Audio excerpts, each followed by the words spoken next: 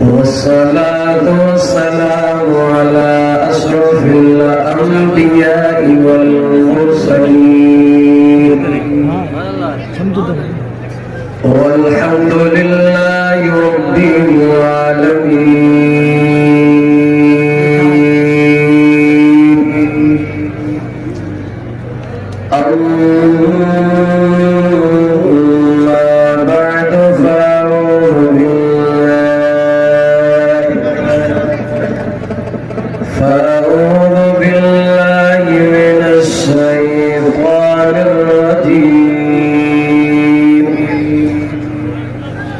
بسم الله الرحمن الرحيم.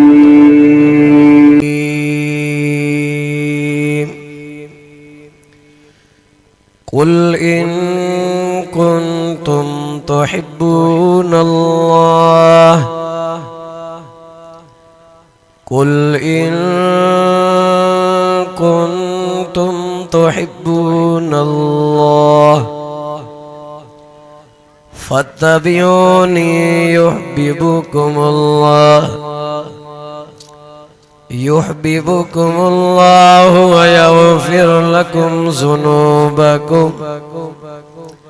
والله غفور رحيم.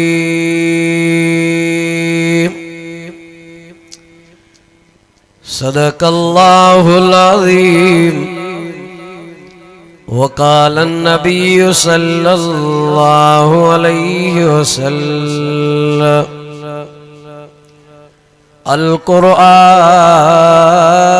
حجة لك أو عليك. وقال النبي صلى الله عليه وسلم لا يؤمن أحدكم حتى أكون أحب إليه من والده وولده والناس أجمعين. إن الله وملائكته يصلون على النبي يا أيها الذين آمنوا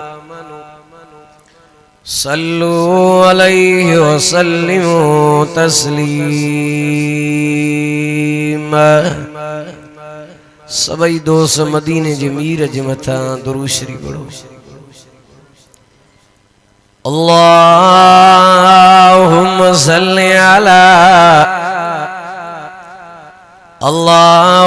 صل على محمد النبي الأمي وعلى آله وأصحابه وآل بيته أجمعين.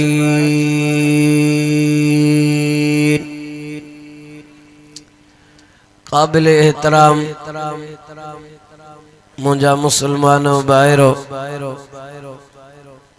अल्हम्दुलिल्लाह अजीम शान प्रोग्राम सीरत मुस्तफ़ा दस्तारे फजीलत जी उन्वान सा प्रोग्राम रखी हुई है. अल्हम्दुलिल्लाह सुबह को वठी करे शाम ताईं इंशाअल्लाह अल्लाह जे रहमत जो मींहुं पियो वसे.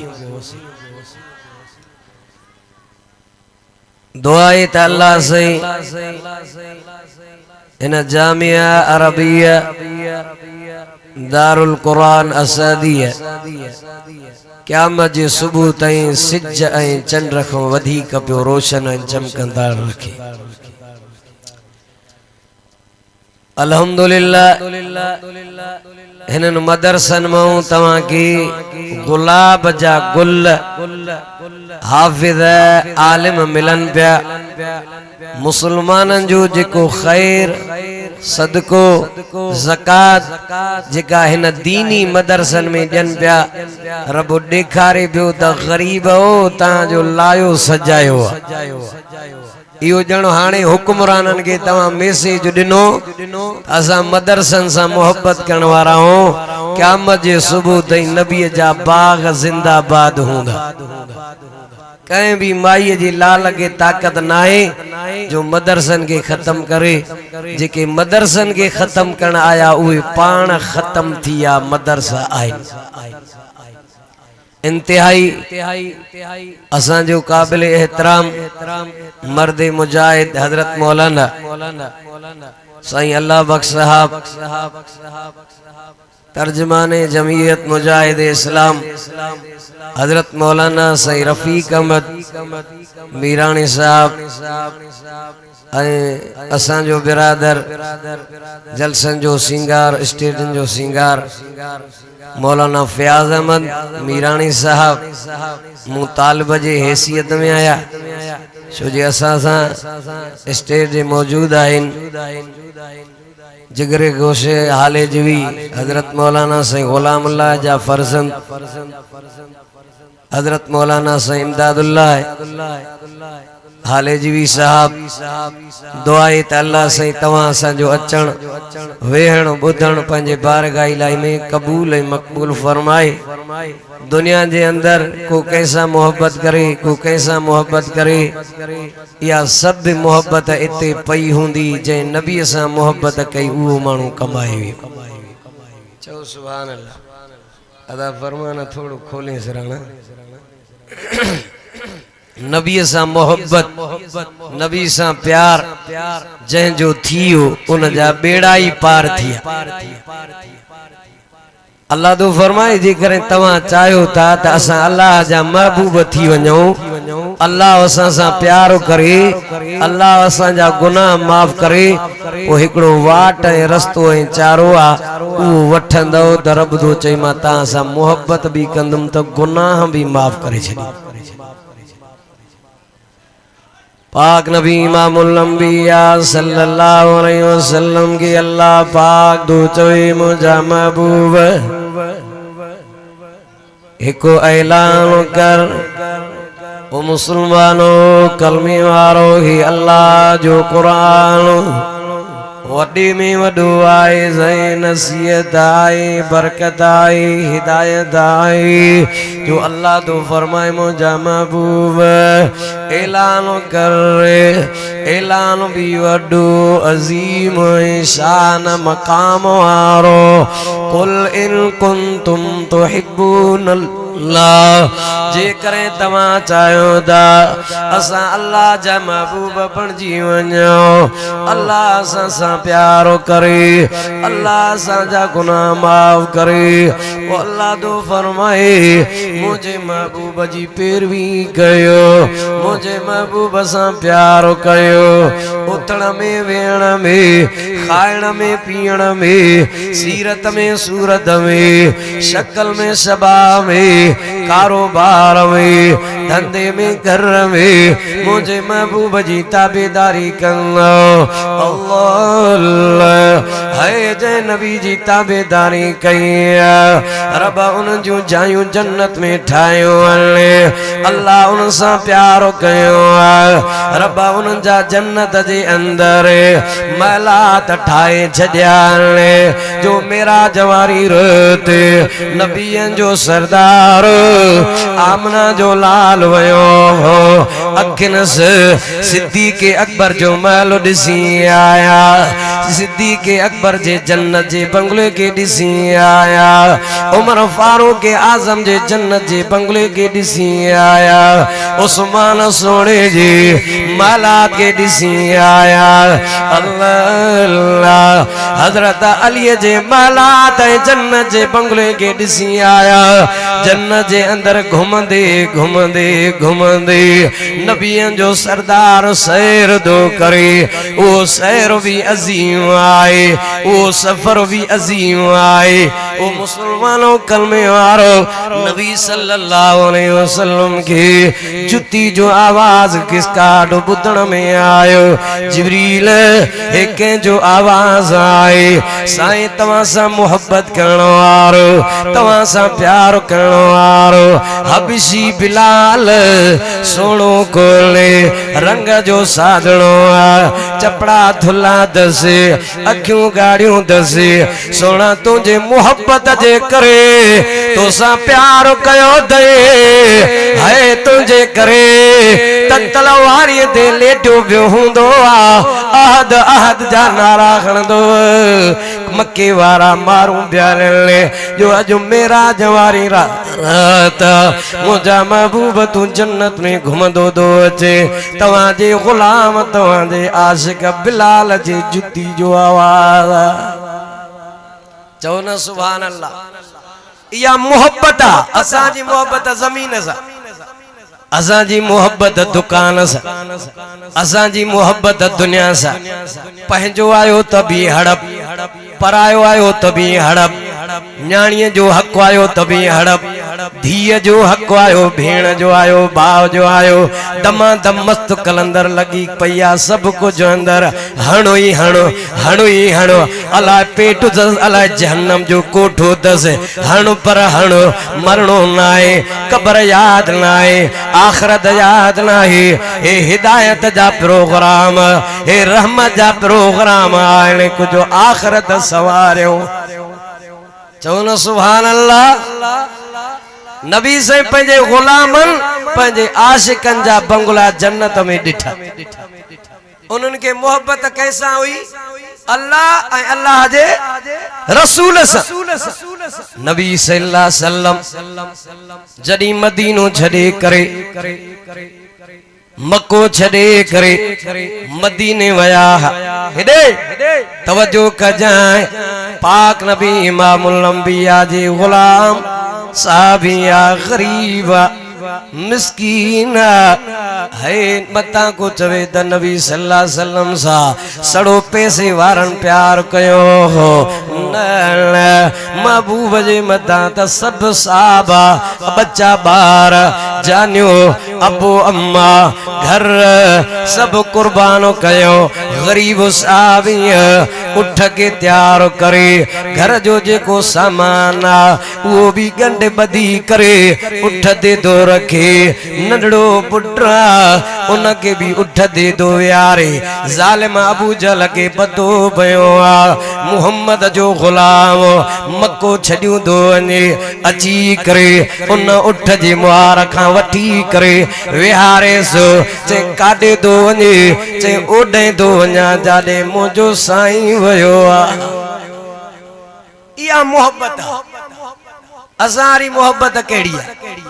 नबी जे मोहब्बत जे करे दाढ़ी न दा रखो नबी सा मोहब्बत आया जो चेहरे ते सुन्नत न थी वणे नबी सा मोहब्बत आया जो नमाज भी न तो पढ़े खाली मोहब्बत केड़े कम जी दुनिया जी मोहब्बत थी 500,000 किरी दो पोइ जणु मिर्गी दी थे चरियो थी दो अरे किरी पिया माना दुनिया जो महबूबा नबी जा जेके महबूबा घर जा महबूब ना बच्चन जा महबूब ना जान जा महबूब ना ये त्रिय ते खणी करे निकता तड़ी द अल्लाह उन जो मकाम बुलंद कयो अल्लाह ओ मौलाना रफीक साहब जी दावत अटण वारो मीरानी साहब ताल के पन्ने आकल वारो जिले सखर वारो हेडे तवज्जो कज मां ताल बजे सूरत में थी करे तोखे अर्ज पियो कया नबी जो गुलाम नबी जो परवानो अबू जहल के चंदो पियो छड़े उठ जी मुबारक मां वञा चवे तो न छॾींदो मां नंढड़े मासूम ॿार खे वठी करे जिगर जे टुकड़े खे वठी करे वठी सट ॾेई लाए तो हाणे तूं वञ हे असां जो जायो मक्के में आ असां इनके न छॾींदासीं चवे दो अबू जहल चवे तो पुट्रो खसियो तमास छा पुट्रो खसियो तमास न वींदो असां वञूं आ उन दौर में हुजो हां कादे कुर्बान हे त चवंदा मां नबी जे दौर में जा कुर्बान थिया तू सिगरेट छॾण लाइ तैयार कोने व्याज छॾण लाइ तैयार कोने वाणियो जे करे 5 ते 50 वठे तो त हरामी आ हे जे करे 5 ते 10 रुपया वठे त माशाअल्लाह पहिरे नंबर जो धोतल पो बरकत नथी पवे दुआ नथी थे मौली साहब दुआ कर दुआ कर दुआ कर पो सबूरन बुजुर्गन का वतंदा दुआ घुरंदा कबूल नथी पवे छाजे करे जो असा में हराम पइजी वियो हया वयो गैरत वई ओ मुसलमानो कलमे वारो महबूब जो आशिका चवे तो अबू जहल ही त नंढो खसियो दे मता चवे पंहिंजे पुट जे करे महबूब मोहम्मद जी गुलामी छॾे ॾींदो ताबेदारी छॾे ॾींदो अबू जहल ही त हिकु पुट अहिड़ा सवे अल्लाह बचा ॾे मां पंहिंजे महबूब मोहम्मद तो कुर्बान कंदुसि कुर्बान कंदुसि तां भी कुर्बानी ॾींदा न तो इंशाअल्लाह ये भी अज वडी कुर्बानी है कुरान दे प्रोग्राम में वेहणो एड़ी मौसम में या भी रब जी मेहरबानी है रब जो फजल आ चो अल्हम्दुलिल्लाह पाक नबी इमामुल अंबिया जे साहबा सब कुछ दिनो अबू कुर्बान कयो अम्मा कुर्बान कयो भाईर कुर्बान कयो बच्चा कुर्बान कयो अल्लाह ओ मुसलमानो कलमे वारो तवज्जो कजाए नबी जो आशिक हो त सिद्दीक अकबर हो ए रजब महीनो बधाईंदो बियो दे इन महीने में नबी जे आशिक नबी जे गुलाम नबी जे मसाले नबी जे परवाले सिद्दीक के लक़ब जेको मिलियो आ इन महीने मेराज में इन रजब में मिलियो आ मेराज करे मुझो साईं आया अबू जहल चौंदो वियो आ छा चौंदो वियो आ मोहम्मद चौंदो वियो आ एक रात में जन्नत जहन्नम सतई आसमान अरश कुर्सी जन्नत जा सैर ये जालिम वते बियो चौंदो अबू जहल एक रात में ये किए थींदो हे वडो कूड़ा ए नबी सैला पियो चवे कूड़ कूड़ो पाण हो जिंदीक पाण हो जहन्नमी हो पर न पियो मने अबू जहल छा पहुंचंदो वियो आ अबू बकर तवा जो उस्ताद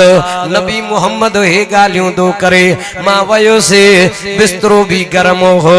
मोटी आयो आ कड़ो भी लुडे दो वयो वुजू करे उसे पानी भी हले पियो इए छा थींदो या गाल तवा जो नबी दो करे अबू जहल के चंदो पिया अबू बकर अबू जहल जे तू चंदो पियो आ तवा जे महबूब मोहम्मद चयो आ त अल्लाह मुखे मेराज करायो आ मां मोटी आयो आ दिसी आयो आया एक ही रात में नजारा जे के रब दिखारिया अबू जहल चंदो वियो सिद्दीक अबू बकर ये थींदो ओ मुसलमानो कलमे वारो अबू बकर चंदो वियो आ अबू जहल तू कूड़ो आ मुझो मोहम्मद सच्चो आ कूड़ा हमेशा धूड़ में होंदा